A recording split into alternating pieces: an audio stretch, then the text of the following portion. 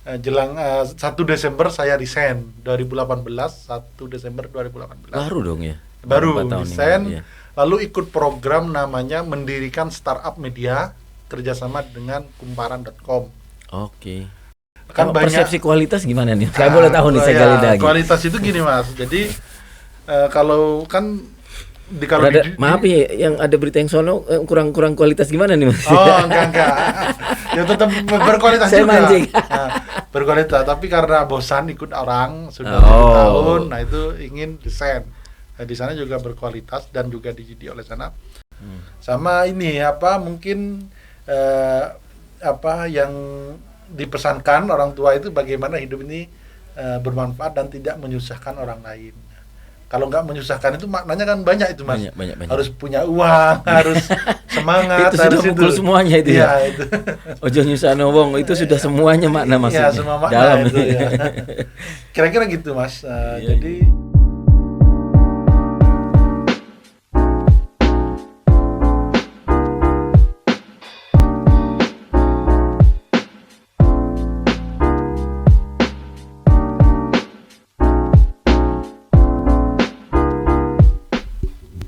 Halo, apa kabar semuanya teman-teman Victorian? Kali ini kita berjumpa lagi di sesi kali ini, di podcast kali ini.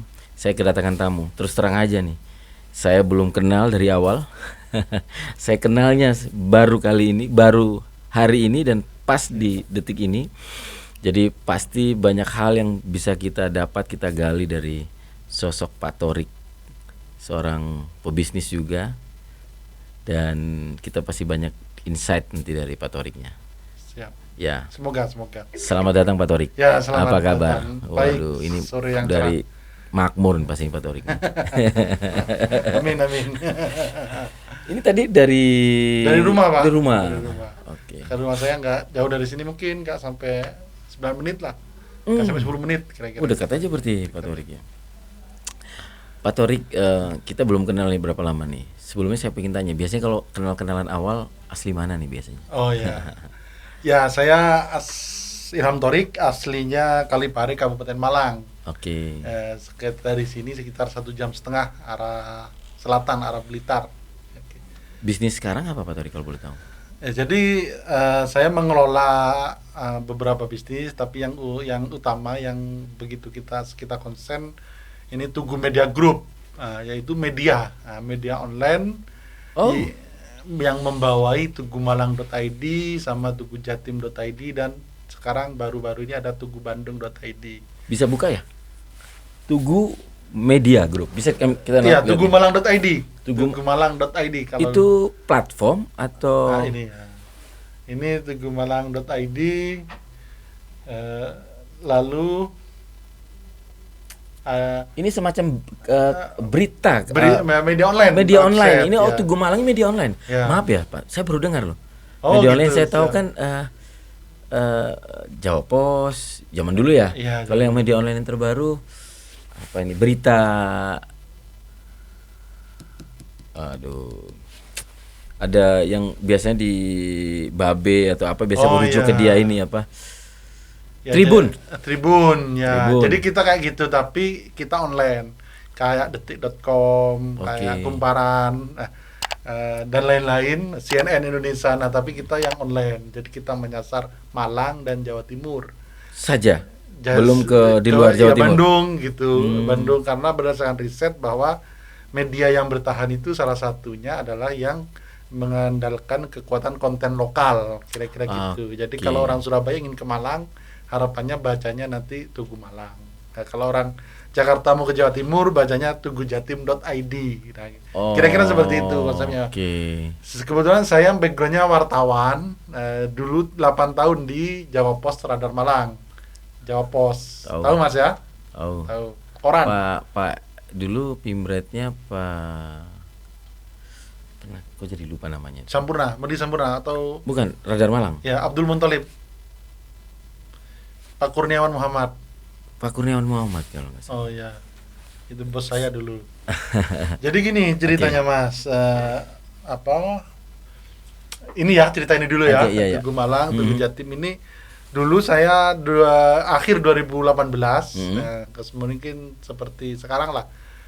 Jelang 1 Desember saya resign 2018, 1 Desember 2018. Baru dong ya. Baru 4 tahun resign, ini, ya. lalu ikut program namanya mendirikan startup media kerjasama dengan kumparan.com. Oke.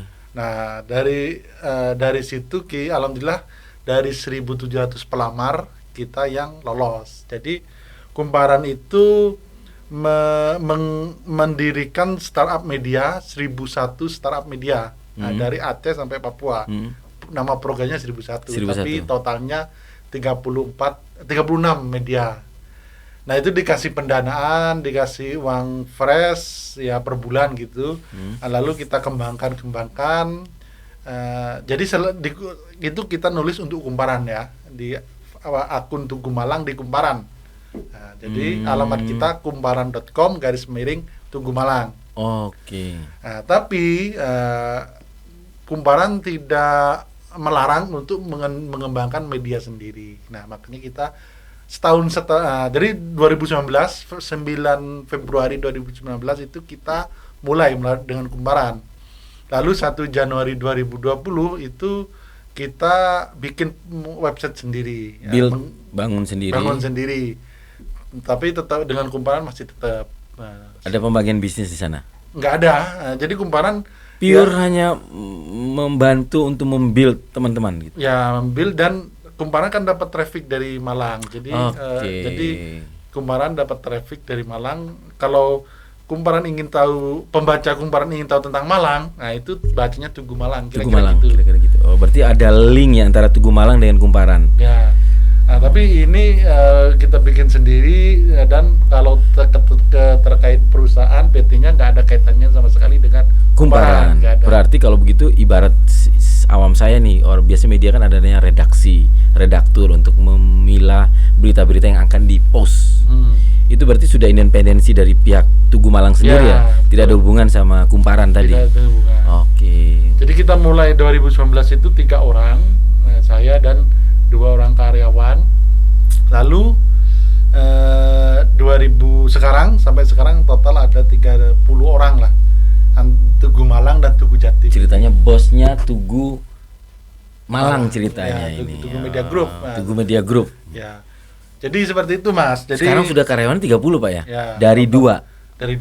Kalau sebelum saya tarik ke sana, Bapak bisa di ide Bapak. Ini kan pertempuran ide ya dari 1.000 yang lamar ini untuk membuat Kumparan, meyakini Kumparan untuk mau buka bisnis media yang mana, kan gitu kan? Betul. Awalnya begitu ceritanya. Kalau boleh tahu waktu itu yang bisa Kumparan menerima Bapak? Itu saya kurang tahu ya. Bapak nawarin apa waktu itu? Waktu itu sebenarnya ini waktu itu saya ingin membuat sebuah media online yang berkualitas dari daerah, kira-kira gitu. Jadi kan persepsi kualitas gimana nih? Saya boleh tahu nih, saya gali lagi. Kualitas itu gini, Mas. Jadi kalau kan maaf ya, yang ada berita yang sono kurang kualitas gimana nih, Mas? Oh, enggak. Ya tetap berkualitas saya juga. Mancing. Berkualitas, tapi karena bosan ikut orang sudah 7 tahun, nah itu ingin desain. Di sana juga berkualitas dan juga dididik oleh sana. Desain itu saya ketika mengajukan surat desain itu belum diterima oleh Kumparan, tapi dalam proses tes. Nah, jadi saya memang ingin resign lah, meskipun di Kumparan nggak diterima. Mau tidak mau terima tetap resign. Karena ini nyangkut hati nih biasanya. Karena keinginan karena sebelumnya sudah ada bisnis penerbitan buku namanya Kota Tua, dan sekarang sudah masih jalan juga. Tapi ada teman yang menjalankan, saya cuma ya bantu-bantu. Memang sudah punya jiwa bisnis ya, jiwa owner ya. Ya mungkin karena rutinitas itu mungkin ini, Mas, nggak terlalu suka dengan itu ya, perlu tantangan kira-kira ya. Kira-kira gitu, yang ingin ya. Lalu waktu itu yang saya tawarkan gini, Mas, bagaimana menggabungkan media-media nasional yang baik itu ke daerah. Nah, saya sebagai kacamata wartawan kan punya pandangan bahwa ada beberapa media nasional yang baik ya, seperti seperti Kumparan, Narasi, Tirto. Nah, itu saya ingin ingin bawa ke Malang, nah, Iya. agar ke kualitas bacaan orang Malang itu juga berbobot. Katanya orang ini Mas, kalau kualitas bacaannya baik, berarti peradaban itu baik juga. Nah, ya, jadi seperti itulah kira-kira. Jadi kalau di luar ya kan ada banyak media yang besar, yang besar itu yang berkualitas kayak New York Times, The Economist dan lain-lain itu. Dia nggak menjual clickbait. Nah, kan ada Mas media di Indonesia itu antara judul dan isi nggak sama, lalu mengecewakan, dan yang diberitakan itu hal yang bombastis selalu, dan itu sebenarnya tidak relevan dengan kepentingan publik. Seperti Aura Kasih pakai celana pendek, nah itu diberitain. Nah itu sebenarnya substansinya apa? Substansinya apa? Nah, kita sangat memproklamirkan bahwa kita ini adalah media pers, jadi bukan media sosial. Meskipun kita juga aktif di media sosial, bisa dilihat di IG Tugu Malang ID. Paham. Saya tertarik. Bukan media sosial tapi media pers. Mudah-mudahan paham ya kata-kata media pers dan media sosial beda. Media sosial maybe sensasional, tapi media pers tidak hanya bicara sensasional tapi bicara yang substantif. Gitu mungkin ya, kira-kira gitu. Substantif gitu ya? Sama peran pers itu kan ada di undang-undang itu. Peran pers itu kan mengontrol kebijakan publik. Betul. Ya. Wali kota kalau bagian dari substantif itu, betul. Kita beritakan. Lalu kalau ada pembangunan dapat 1 bulan rusak, kita berita itu betul sekali. Kontrol publik. Kontrol publik, dan lalu untuk mencerdaskan masyarakat, edukatif. Dan ya itulah kira-kira yang ada diamanai oleh pers. Nanti kita akan gali banyak diskusi di situ. Ya, siap. Jadi pers, kalau media sosial itu kan banyak, media sosial itu viral, diupload ulang. Nah, kita tidak menjual seperti itu. Jadi, kepentingannya bukan untuk mencerdaskan saja, kepentingannya bukan untuk kontrol publik kan tadi. Ya. Antitesa dari itu sebenarnya. Ya, virality. Ya, virality, dan kalau kita mungkin lebih mengejar adalah kualitas dan autentisitas. Maksudnya yang kita unggah itu kebanyakan dari wartawan kita sendiri atau dari kiriman warga yang itu sudah kita klarifikasi. Sebenarnya saya mau pingin masuk, tapi saya mau akhirnya kita gali aja deh. Ya. Bukannya sekarang banyak sekali media-media online yang bukan maaf ngomongnya mau media pers, tapi faktanya banyak berita yang kita lihat adalah sensasional semua. Bukan lagi media pers, tapi lebih banyak media sosial. Ya, itu karena ini Mas, mungkin media itu keterkaitan sama model bisnis juga. Ya. Jadi banyak yang media yang sensasional itu, misal kayak rok pendek Aura Kasih dan lain sebagainya, itu mungkin ya itu model bisnisnya adalah mayoritas pendapatan dari AdSense Google. Ketika mengejar AdSense Google berarti dia butuh orang yang mencoba ngeklik aja di platformnya berita dia, medianya dia. Itu karena dia pendapatannya dari situ. Bisnis modelnya. Nah, kalau kita bisnis modelnya ya bagaimana memperbanyak iklan direct. Iklan direct itu bagaimana kita bekerjasama dengan brand-brand lokal maupun nasional yang itu memperhatikan kredibilitas. Nah, misal kita bekerja sama hampir dengan semua kampus di Malang, dan juga di pemerintahan juga bekerja sama. Mereka kan ada program yang perlu disosialisasikan. Juga perusahaan-perusahaan besar seperti Paragon, Wardah, lalu Pegadaian, iklan dan di media-media baik itu ini. Kerjasama, artikel atau video atau event, kita banyak juga. Bentar, kerjasama itu di luar model iklan gitu. Kerjasama iklan kayak ini bisa diklik itu advertorial. Nah itu kan salah satu model bisnis kita. Jadi dapat uangnya, make money-nya dari situ. Make money-nya di sana. Nah itu. Ini kalau kerjasama tuh berarti profitnya tidak gede-gede banget. Ada beda loh iklan. Saya mau iklankan perusahaan saya di sini, harganya tentu beda.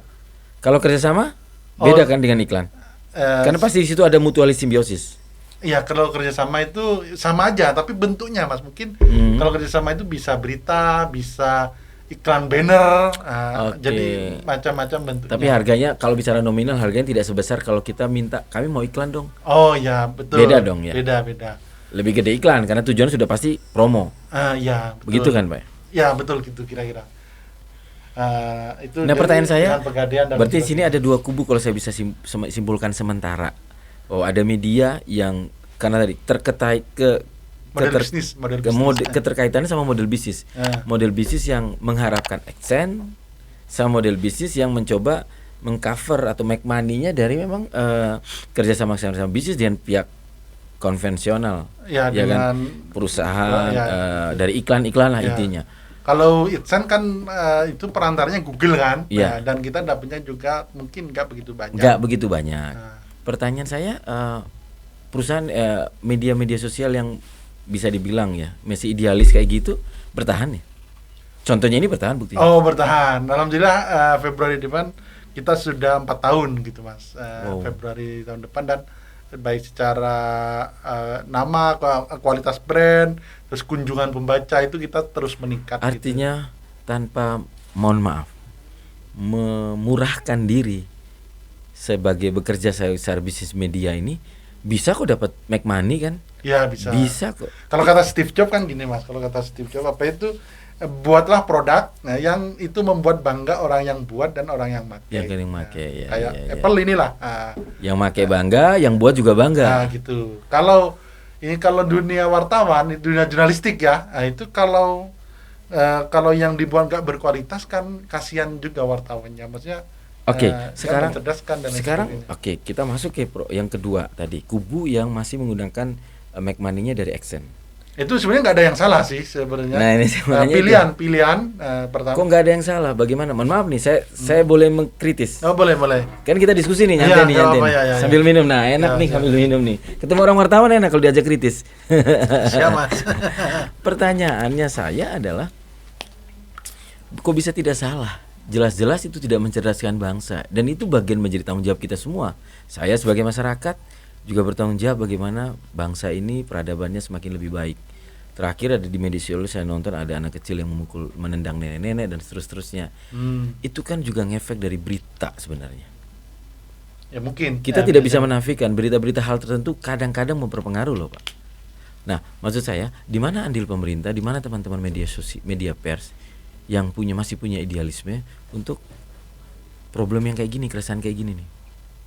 Ya. Kalau kembalikan ke masyarakat, ya oke lah, masyarakat nggak usah baca kan gitu. Tapi kan tetap juga harus ada andil dari yang punya kewenangan. Mungkin pemerintah dari peraturan, teman-teman media pers yang masih punya idealis. Jadi gini mas, menurut saya pers itu kemarin saya diskusi dengan Mas Agus Sudipyo ya. Jadi iklan AdSense ya itu, pendapatan dari AdSense, dari clickbait, dari itu juga perlu dirawat ya, minimal 40% dari, maksimal 40% dari pendapatan. Jangan sampai tergantung lebih ya, misal 70% dari itu kan sangat ketergantungan. Kalau ketergantungan berarti kita akan mencari berita yang cenderung sensasional. Nah, itu lalu kalau orang media yang mencari sensasional itu ya menurut saya, selama dia nggak ada yang dirugikan dan itu nggak ada unsur pidananya ya, menurut saya ya silakan, itu hak mereka gitu ya. Kerugian secara material maksudnya, kerugian secara langsung menurut saya tentu mungkin tidak terlihat. Bagi saya ada. Apa? Kembali kita ngomong secara filosofis tadi di awal bahwa berita itu bisa membuat peradaban, bisa membuat masyarakat itu cerdas tidaknya itu dari tergantung berita. Artinya secara tidak langsung media pers punya tanggung jawab sebenarnya. Saya pikir semua media yang tahu itu juga, saya pikir Bapak pasti tahu itu kan ya. Jadi gini, kita tergabung di Asosiasi Media Cyber Indonesia AMSI. Itu salah satu organisasi. Mungkin kalau di kayak jasa keuangan kan ada OJK, ada apa ya? Ada OJK, kalau di dokter ada ID. Ya, Asosiasi Wartawan lah. PWI juga mungkin? PWI ya, itu wartawannya Mas, yang berasosiasi. Kalau AMSI itu adalah perusahaannya. Oke. Jadi perusahaannya itu memang mempunyai tagline bahwa bagaimana bisnis media sehat, kualitas juga sehat. Sehat. Jadi mereka mendorong, kita selalu mendorong pemerintah dan brand-brand besar di tanah air itu mempunyai kewajiban untuk kalau pasang iklan ya jangan ke Google lah, ke media-media yang kredibel. Yang kredibel itu yang sudah terbukti itu mencerdaskan masyarakat. Yang sudah terbukti tidak memberitakan yang clickbait. Nah, itu seharusnya pemerintah dan lembaga swasta yang besar-besar itu punya kewajiban untuk mendukung itu. Ada nggak? Mohon maaf saya potong. Begini deh, saya juga dari sebuah perusahaan ya. Ada nggak uji kelayakan ketika si media ini mau mendirikan media? Sebelum dia mendirikan media, dia harus kalau di pemerintah mungkin karena media adalah independen, media independen kan, nggak bisa diuji sama pemerintah. Cuman hanya uji kelayakan dalam bahasa kutip saya, bahwa ini layak, dapat izin nih. Atau simpelnya gini, ada. Media Tugu ini sebelum buka ini ada izin nggak? Gini, bisa ke buka Dewan Pers Mas ya, jadi yang membawa media itu ada namanya Dewan Pers. Pasti ada izin kan? Ada izin. Dari Dewan Pers. Dari Dewan Pers. Jadi sebelumnya ya gini, di Dewan Pers itu ada pendataan media. Perusahaan pers itu bisa diklik. Nah, jadi sama ya dalam membuat perusahaan itu pasti ada PT. Ada PT, ada uji kelayakan dan seterusnya. Uji kelayakan. Lalu klik data pers Mas, data perusahaan pers itu. Nah, itu. Formulir pendaftaran dan seterusnya ya. Sertifikasi wartawan juga ada. Nah, itu ada. Jadi perusahaan pers juga dulu diklik Mas. Ya, sudah. Masih loading. Nah, itu di searching ada nggak di nggak bawa kacamata. Nggak bawa kacamata ini. Jadi intinya, ya kita bikin PT, bikin lain sebagainya, merekrut karyawan, merekrut wartawan dan lain sebagainya. Sama prinsipnya sama dengan mendirikan media. Tapi ini Dewan Pers ini melakukan verifikasi. Bisa diklik nama media tugumalang.id.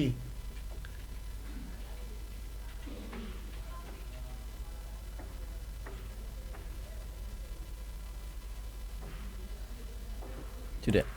Nah itu kita sudah terverifikasi faktual di ke kanan Mas. Pakai namanya bukan Bapak ini. Itu Pimretnya. Jadi Pimret itu pakai nama orang. Penanggung jawab nama orang. Dia memang tim kita. Bagian dari 3 orang tadi tuh. Ya, bukan masuk belakangan. Oke. Kenapa beliau? Karena beliau yang mempunyai istilahnya sertifikat utama. Jadi wartawan itu kan ada sertifikasi tadi saya lihat. Sertifikasi wartawan. Nah, saya ada baru grade-nya. Ya, jadi kalau di Tugu saya lebih ke bisnisnya, lebih ke manajemen dan sertifikasi saya baru muda karena dari dulu waktu di ini sebelumnya nggak pernah ikut tes. Ya. Oke. Ada nggak sanksi dari pihak? Berarti kan Dewan Pers ini kan cukup punya kewenangan ya dengan memberikan sertifikasi. Berarti kan dia bisa mencabut sertifikasi wartawan. Iya, kalau misal kan banyak melakukan kesalahan-kesalahan tertentu. Ya, kesalahan pemerasan dan lain sebagainya. Banyak kan wartawan ngaku wartawan kemudian atau wartawan sendiri yang kadang peras ya biasa ada. Ya ada. Ada, sorry ya Pak ya. Ya mohon maaf. Dengar berita, biasa di semua bisnis pasti ada yang nakal Pak. Bukan hanya wartawan aja Pak, pasti ada. Jadi Dewan Pers ini yang menaungi wartawan, perusahaan pers dan ekosistem media lainnya. Ekosistem di media itu berarti Dewan Pers ini yang menaunginya. Kalau perbankan gitu kan OJK kan, kira-kira seperti itulah. Pertanyaannya berarti Dewan Pers bisa mengingatkan pada perusahaan-perusahaan atau simpel gini, masih banyak nggak perusahaan-perusahaan yang tadi yang mazhabnya media AdSense Google 90% lebih banyak, akhirnya beritanya lebih banyak sensasional. Ya banyak ya, mungkin kalau jumlahnya nggak tahu ya mungkin banyak. Pasti Bapak punya keresahan dong, wah itu Ancana wartawan itu. Sama kita orang bisnis, Ancana perusahaan itu nakal caranya. Itu keresahan kita, tapi kita kan nggak punya kewenangan untuk menindak dan lain sebagainya. Tapi ya kita minimal tidak melakukan hal serupa. Pasti. Dengan kita. Tapi Dewan Pers sendiri sebagai naungan itu mereka punya kegiatan yang untuk bagaimana mengingatkan, surat peringatan. Ya, ada berkala, ada sosialisasi dan lain sebagainya. Ada pernah melakukan pencabutan kepada media pers tertentu? Iya, ada. Jadi kayaknya ada juga Mas yang melanggar itu harus minta maaf dan lain sebagainya. Jadi kalau yang terdaftar di Dewan Pers Mas ya, itu ketika kita bersengketa misal dengan wali kota diberitakan korupsi misal. Itu diberitakan korupsi lalu tidak terima, nah itu tidak boleh melapor langsung ke pidana, langsung ke polisi, tidak boleh. Ke Dewan Pers dulu. Betul. Kalau media sosial itu ketika merasa dirugikan bisa ke polisi, bisa langsung ke pidana, karena Dewan Pers sudah melakukan MOU dengan Bareskrim Polri. Berarti ada nih seakan-akan kita orang awam pikirnya itu media pers atau berita online ya. Banyak berita online sekarang belum tentu terdaftar di Dewan Pers. Ya, bisa jadi mengeceknya tinggal di sini saja. Jadi kalau ada perusahaan, ada instansi yang merasa dirugikan oleh tindakan-tindakan nah ini buat teman-teman Victoria yang tidak profesional oleh media ya, silakan dicek itu pasti kalau terverifikasi pasti sudah terdata di sini. Kalau terdata sini bisa melakukan gugatan ke Dewan Pers. Kalau tidak terdata di sini berarti bisa langsung ke kepolisian. Dan mungkin yang merasa dirugikan nggak melayani wawancara ya nggak masalah juga. Narasumber kan mempunyai hak untuk tidak diwawancara. Ya. Narasumber punya hak untuk tidak diwawancara. Ya. Itu di dalam peraturan pers juga ada kan Pak? Ada seperti itu ya. Ya itu Mas, kira-kira ini soal insight ilmu kan benar kan untuk kita yang mau belajar di media dan jangan ya saling support dengan media dan kita. Ya. Jadi tidak harus juga takut tapi juga tidak harus meremehkan teman-teman media begitu mungkin. Ya, betul. Jadi media itu kan mempunyai peran penting dalam hal demokrasi. Ya, demokrasi pasti. Itu harus ada pengontrolnya, Jadi pers itu kan katanya pilar keempat demokrasi kan. Jadi mungkin kasus Sambo, kasus tragedi Kanjuruhan itu kalau nggak ada media nggak mungkin nggak akan mungkin menjadi ramai dan menjadi ditegakkan secepat-cepatnya dan seterang benerangnya. Nah, itulah fungsi media sebenarnya. Media pintu terakhir untuk demokrasi ini. Ya, 98 itu dari media juga, Pak. Oh siap, saya main aktivis kayaknya Mas. Ya, saya dulu temannya Sudarmaji. Sekarang media officer Arema. Oh, di mana Mas? Di media officer Arema. Nggak kenal di mana? Di Unpar. Kita sama-sama Muhammadiyah Malang. Oh, jurusan? Ekonomi. Oh iya. Mas Pak Torik? Win. Psikologi. Sebelumnya sudah kuliah. Nah, kita masuk dulu yang nyantai dulu nih. Yeah. Sebelum masuk lagi ke sini, Mas apa Pak nih aja anaknya? Terserah, Mas aja. Masih muda ya. Masnya di UIN kuliah tahun 2008. Oh, 2008. 2008 umur saya masih 32 tahun, Mas. Tapi karena besar wajah kelihatan tua. Tapi masih kenceng. Kalau saya kan walaupun masih sudah agak. Mas, kalau Mas umur berapa sekarang? Waduh, jangan tanya umur dong. Yang pasti saya kuliah 96. Oh, iya. Hampir 10 tahun lebih ya selisih ya. Tapi masih energik. Masih. Amin ya Allah. Tapi selama kuliah aktivis juga? Ya, dulu aktif di pers. PM11. Ya di PMI, kau tahu sampean? Karena UIN ya. UIN dong, pasti tempatnya. Unisma, UIN, PM11. Sama di aktivis ini di pers kampus. Oke. PM Inovasi. Itu dulu yang mendirikan Pak Wali Kota Sutiaji itu. Pak Sutiaji kan dosen UIN dulu ya? Alumni UIN. Dosen apa alumni maksudnya? Alumni. Oh, bukan dosen? Bukan. Belum pernah dosen? Kayaknya enggak, kayaknya sih. Bukan basic dosen ya Pak Sutiaji? Enggak, setahu saya memang politisi ya. Aktivis lah. Aktivis ya dulu. Ya. PM11 juga berarti ya? Iya kayaknya. Sama Pak Bupati Malang, itu UIN juga, Pak Sanusi. UIN ini memang kadang nggak pintar Mas, tapi kadang lumayan. Mungkin berkah selawat mungkin ya. Berkah selawat ya. Iya.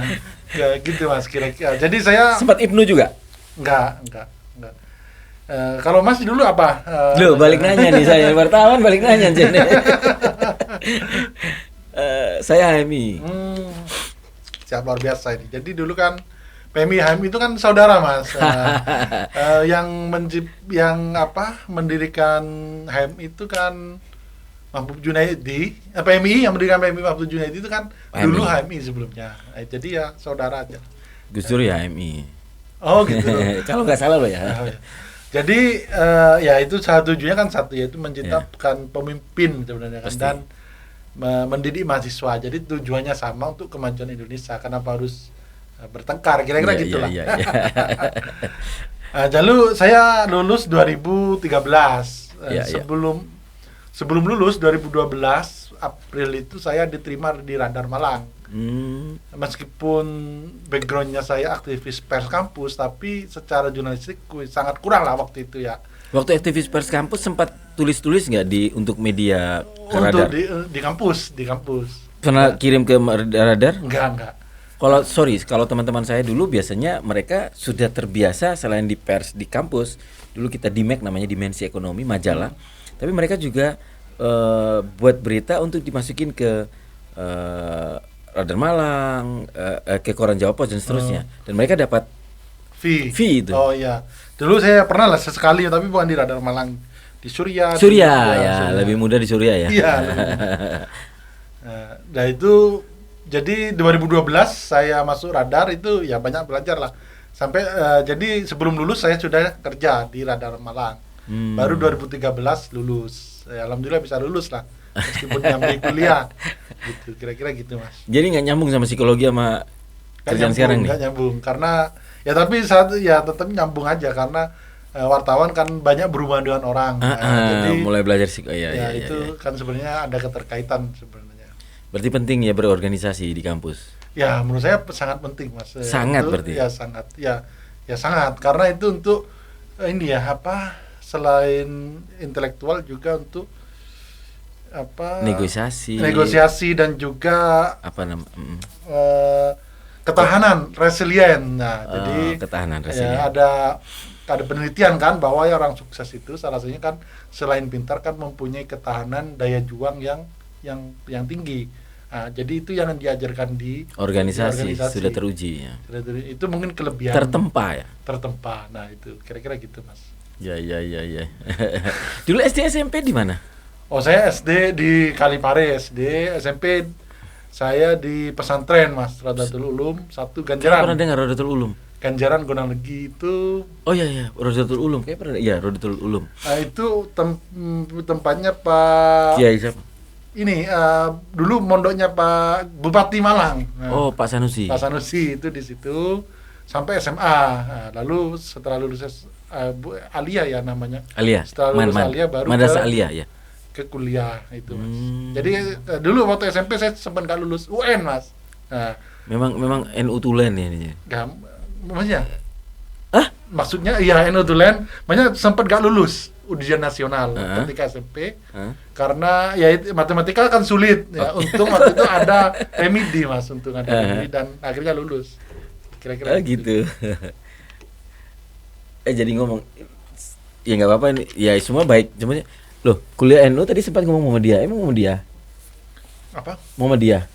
Enggak. SMP Muhammadiyah maksudnya? Enggak, maksudnya enggak lulus UN, ujian nasional. Ujian nasional. Iya. Gitu Mas. Media Tugu sendiri tempatnya di mana kantornya? Di Dirgantara, di Sawu Jajar. Oke. Sudah 4 tahun ya, Sudah Pak? 4 tahun. Jadi ya ini berjuang lah Mas dengan teman-teman, dengan asas kebersamaan, asas perjuangan. Ya mungkin di awal-awal kan nggak ideal ya, beda sama Victorian ini, ini Victorian, bukan perusahaan, ini Victorian, media podcast. Karena ada perusahaannya juga Mas ya. Kita berdiri sendiri. Ya, jadi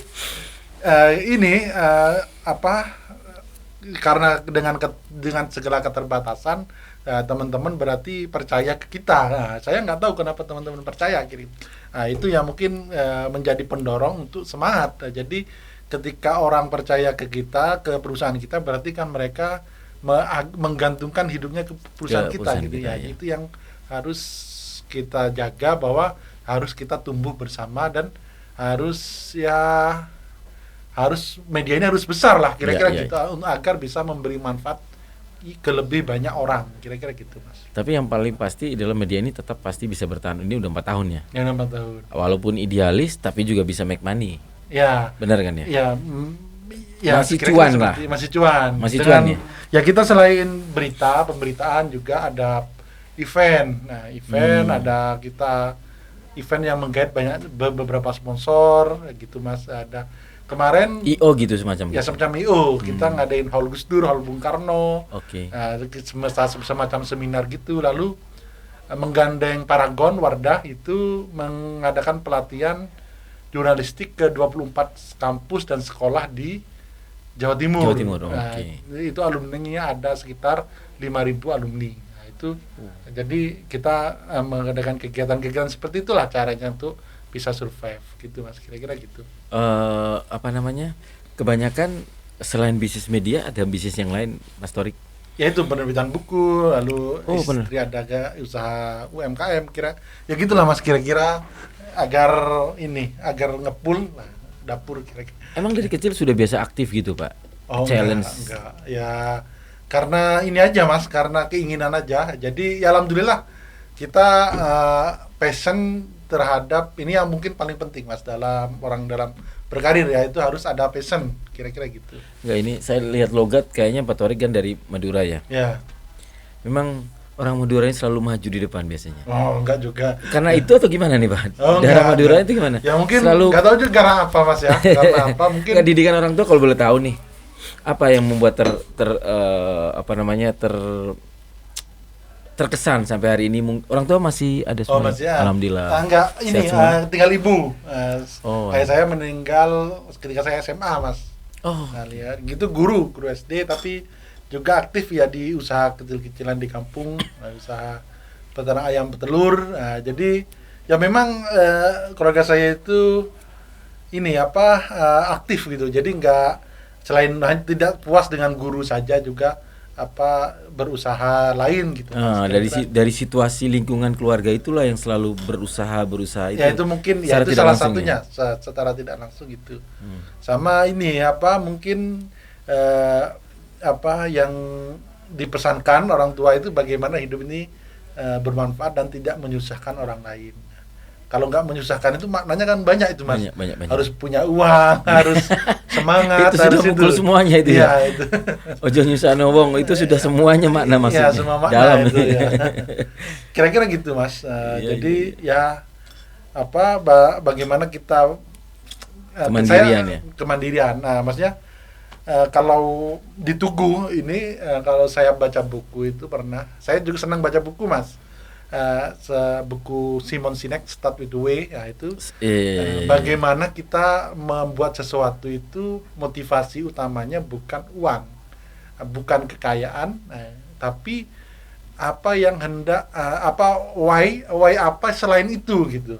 Selain itu, misal kenapa Apple itu berkata Simon Sinek, kenapa Apple itu berhasil? Karena dia punya way, dia ingin mendisrupsi perusahaan teknologi agar peradaban manusia itu lebih maju, kira-kira itu way-nya. Jadi Steve Jobs tidak menyebut dia ingin kaya. Mungkin itu juga yang dilakukan Elon Musk dengan bagaimana menciptakan mobil listrik, bagaimana agar planet ini tidak punah. Jadi way itu yang itu artinya kalau saya nyambung dengan ada seorang tokoh yang menyatakan bahwa berbisnis itu berawal dari sebuah keresahan. Ya, keresahan. Dari keresahan itu dia nyari solusi. Ya, kira-kira gitu. Jadi kenapanya kita itu bagaimana kita menciptakan produk yang berkualitas, bagaimana menjadi solusi di tengah banyaknya informasi. Sekarang ini kita kan Mas, banjir bandang informasi, kira-kira gitu. Tsunami informasi, oke. Nah, kita harus menjadi solusi bagaimana menciptakan konten berkualitas, konten yang mendidik, yang pendidikan. Nah, itu menurut saya yang hendak kita raih, hendak kita raih ya itu. Tapi ditambah lagi yang berbeda, ditambah lagi satu di dalam Steve Jobs juga menyatakan think different. Ya, berbeda. Berarti mencari solusi atas keresahan, tapi yang lebih beda gitu. Ya, betul. Biar lebih kelihatan. Oh gitu ya, siap. Nah itu yang sedang terus kita cari. Terus dicari kan, belum tentu dapat sekarang, tapi itu proses kan ya Pak ya. Proses betul. Daging ini. Oh enggak, biasa aja. Ini wartawan enaknya di sini nih, banyak baca buku, kita banyak dapat insight, statement atau kata-kata. Ya mungkin ini Mas, kalau ini mungkin ini Mas. Kalau René Descartes menyatakan benar Gimana, Mas? cogito ergo sum ya. Betul. Saya ada karena saya berpikir ya. Atau saya berpikir maka saya ada gitu. Betul. Nah, jadi kalau kata ini mungkin karena yang perlu kita kampanyekan Mas soal pentingnya membaca buku itu. Nah, jadi sekarang kan kurang ya. Ada generasi sekarang ini kurang. Buku itu apakah harus buku asli, buku yang bisa dalam media online? Yang penting buku kan. Ya, buku. Tidak harus buku. Tidak harus teks kan, tapi ya. yang penting bahwa ada value-nya didapat. Kalau sekarang kan kita main HP, itu kan berapa? Dalam sejam kan bisa lebih dari jam kerja kita kan? Iya, bisa lebih dari 8 jam. Betul sekali. Padahal kalau kata ingin bahagia itu ya ini harus memperkecil itu. Orang sukses, saya nggak tahu yang sekarang ya. Beberapa orang sukses semuanya baca bukunya sering kan? Ya itu mungkin perlu didengungkan bagaimana melakukan gerakan dan bagaimana itu terus ditumbuhkan gitu Mas. Kalau di Indonesia kan juara 65 dari 66 negara yang disurvei waktu itu. Jadi dari 66 Indonesia juara 65 terkait hobi membaca buku. Internet terbanyak di Indonesia ya, di sesar Asia. Iya, sesar Asia. Dan itu kan juga dikeluhkan. Siapa itu yang mengeluhkan banyaknya orang scroll HP, main WA, itu kan berbahaya sebenarnya bagi kecerdasan, bagi kualitas hidup. Itu. Apa korelasi Pak bagi seorang pengusaha dengan sering baca buku? Ya, karena ini menurut saya orang berkembang itu mungkin karena ada dua hal. Nah, jadi ketemu orang baru, seperti saya ketemu sama Mas Imam, pemimpin ini ya. Ketahuan ya, berarti belum kenal dari awal ya baru nih. Mas Imam, dan kedua bagaimana ketemu dengan membaca buku. Nah, itu sangat menurut saya sangat cocok dua hal itu. Kalau orang ingin maju bertemu dengan orang baru atau membaca buku. Buku. Karena akan mendapatkan banyak hal-hal insight baru gitu. Ya, siap. Seperti itu. Iya. Dan karena kalau saya pernah baca good mindset, bahwa orang maju itu pasti mempunyai growth mindset. Bagaimana mindsetnya maju gitu. Tumbuh. Tidak stagnan. Tidak menganggap bahwa belajar itu tuntas setelah selesai perkuliahan. Nah, itu menurut saya gitu. Jadi belajar itu justru dimulai ketika kita lulus kuliah. Betul. Kira-kira gitu, Mas. Saya kira seperti itu benar. Semua pebisnis, semua orang-orang hebat, mereka pasti belajar terus. Tidak pernah sampai. Sebenarnya mungkin nggak selalu baca buku sih, tapi pada prinsipnya dia belajar kira-kira gitu. Dan saya jujur Pak Torik, saya merasa sangat bermanfaat dengan saya melakukan Victorian Podcast ini. Setiap kali saya bertemu, berdiskusi dengan orang-orang baru, saya jujur saja ini, sampai hari ini saya dapat banyak insight. Dan itu saya kadang, oh iya ya. Jadi hal-hal baru kayak gini tadi, hal-hal baru. Dan itu pasti di dalam perusahaan saya nanti. Saya udah besok biasanya kalau ada morning briefing atau saya cerita hal-hal insight itu saya sebarkan. Ini loh ada sesuatu. Oh mantap. Terus terang ini Mas Torik. Siap. Jadi Mas ya, jadi tokoh ya Mas ya, yang bermanfaat itu tidak hanya yang kita lihat di podcast nasional, podcastnya Deddy Corbuzier, nggak hanya itu ya. Iya, terus terang saja. Setiap orang itu menurut saya punya banyak hal yang bisa kita ambil sebenarnya. Kira-kira. Ya, nyambung dengan pernyataan dari Mas Tarik bahwa belajar itu ada dua kan, belajar dengan bertemu orang baru dan belajar membaca buku. Kalau sekarang mungkin nggak hanya baca buku ya, podcast itu. Podcast saya senang salah satunya dari Gita Wirjawan. Ya, Gita Wirjawan bagus ya. Nah, itu jadi isi semua itu ya. Maka dari itu Gita Wirjawan yang isi, Deddy Corbuzier yang isi. Kita angkat topi, tapi maksud saya itu kan level nasional nih. Betul. Nah, tapi sebenarnya banyak pemenang-pemenang yang ada di lokal. Ibarat budaya, ada yang budaya lokal yang mesti kita tumbuhkan, kita hadirkan juga. Keren. Banyak. Mas Torik contohnya. Oh enggak. Ya, 4 tahun berproses terus Mas Torik. Tapi kan sudah pernah melakukan kemenangan, 4 tahun bertahan Pak. Media online tidak gampang. Gampang Pak emang buat media online Pak? ya buatnya gampang, tapi untuk bertahan itu memang perlu Tidak gampang kan perjuangan. Pak? Ya. Iya pasti. Ya kan tuh otomatis kan kita minta insight Pak. Yang bisa membuat bertahan apa sih Pak sampai 4 tahun ini? Apalagi pandemi 2 tahun yang lalu.